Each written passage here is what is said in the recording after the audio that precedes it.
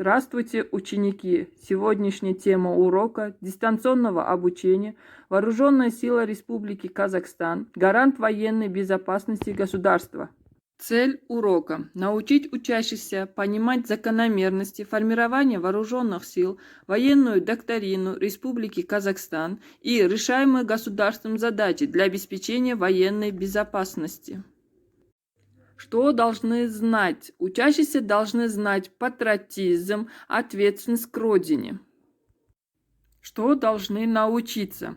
Учащиеся должны научиться различать законодательные принципы формирования вооруженных сил Республики Казахстан, содержание военной доктрины и излагать основные сведения.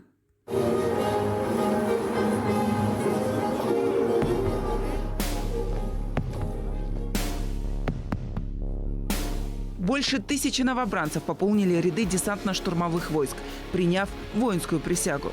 Эти молодые военнослужащие были призваны в ряды вооруженных сил страны осенью этого года. В течение месяца молодые люди готовились к этому торжественному для каждого молодого солдата дню. Как проходило это важное событие сразу в двух самых крупных городах страны –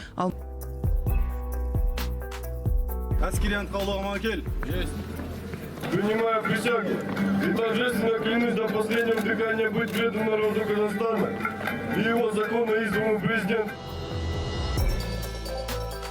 Сегодняшняя казахстанская армия состоит не только из мужчин. Все больше девушек изъявляют свое желание наравне с парнями защищать родину с оружием в руках, доказывая тем самым, что они не такой уж и слабый пол. К примеру, в вооруженных силах Казахстана проходят службу девушки-снайперы, а в десантно-штурмовых войсках женщины наравне с мужчинами совершают прыжки с парашютом.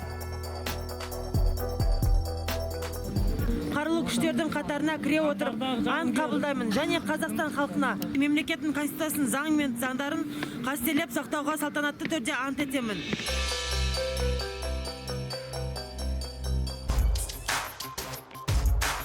Военнослужащие срочной службы после принятия присяги приступят к боевой учебе по программе подготовки младших специалистов.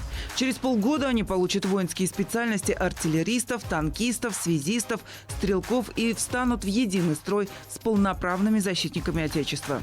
А также обучатся укладке парашюта, пройдут предпрыжковую подготовку и совершат свои первые прыжки.